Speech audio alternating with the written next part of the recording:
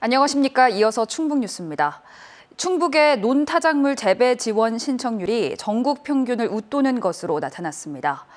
충청북도는 현재까지 도내 논타작물 재배 신청률은 54.9%로 전국 평균 50.7%를 웃돌았습니다. 이는 전국에서 전남과 전북, 경남에 이어 네 번째로 높은 수준입니다. 논타작물 재배 지원은 쌀 등 특정 농작물의 공급 과잉을 해소하기 위해 지난해 쌀 변동 직불금을 받은 농지에 다른 작물을 재배하면 소득 감소분을 보전해주는 사업입니다. 충청북도가 위생등급제 대상을 일반 음식점에서 휴게 음식점과 제과점까지 확대합니다. 위생등급제는 전문기관인 한국식품안전관리인증원이 조리장과 식품 취급시설, 음식 재료 등 위생관리 상태를 평가해 매우 우수, 우수, 좋음 3등급을 지정합니다. 지정업소에는 위생등급 지정서와 표지판이 부여되며 2년간 검사 면제, 식품진흥기금 융자 우선 지원 등의 혜택을 줍니다. 청주지방법원은 딸의 외상값을 갚으라며 노인을 협박해 돈을 빼앗은 혐의로 구속 기소된 38살 A씨에게 징역 1년을 선고했습니다.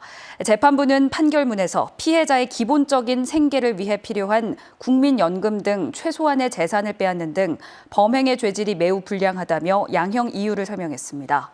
옷가게를 운영하던 A씨는 손님 B씨와 외상값 문제로 다툼이 일자 B씨의 어머니를 협박해 변제금 명목으로 국민연금 등 1,780여만 원 상당의 돈을 빼앗은 혐의 등으로 재판에 넘겨졌습니다. 청주지방법원은 비탈진 경사면에서 작업을 하게 해 굴착기 기사를 숨지게 한 혐의로 기소된 업체에게 벌금 1,000만 원을 선고했습니다. 또 함께 기소된 업체 대표와 현장 관리자에게 각각 벌금 1,000만 원과 700만 원을 선고했습니다. 지난해 6월 굴착기 기사 63살 A씨는 경사지에서 작업하다 장비와 함께 2m 깊이 물 웅덩이에 빠져 숨졌고 현장에는 집안 붕괴를 막을 안전 설비나 작업을 유도할 수신호 요원은 없었던 것으로 조사됐습니다. 소방청은 때이른 더위로 에어컨 사용이 늘면서 에어컨 실외기 화재 주의를 당부했습니다. 최근 3년간 냉방시설과 관련된 화재는 모두 691건으로 그중 3분의 1가량이 실외기에서 난 것으로 알려졌습니다. 소방청은 화재 예방을 위해 통풍이 잘 되는 곳에 실외기를 설치하고 또 에어컨을 사용하지 않을 때는 전원을 꺼둬야 한다고 강조했습니다. 충청북도 교육청은 여름철 자연재난에 대비해 민관합동 안전순찰 기동반을 운영합니다. 기동반은 건축사 등 외부 전문가 3명과 교육청 기술직 공무원 2명 등 5명으로 구성돼 각급 학교의 안전시설을 점검합니다. 교육청은 학교 관계자를 함께 참여시켜 단순히 시설물을 점검하는 데 그치지 않고 중요 점검 사항과 재해 발생 시 응급 대처 방법도 현장 지도하기로 했습니다. 청주시가 환경 문제를 올바로 인식하고 대응 역량을 키우기 위한 환경교육 프로그램을 운영합니다. 참가 신청은 오는 21일까지 선착순으로 접수합니다. 교육은 오는 25일부터 석 달간 청주국제에코콤플렉스에서 무료로 진행되며 교육 과정을 이수하면 생태환경 체험교육 프로그램 강사로 활동할 수 있습니다.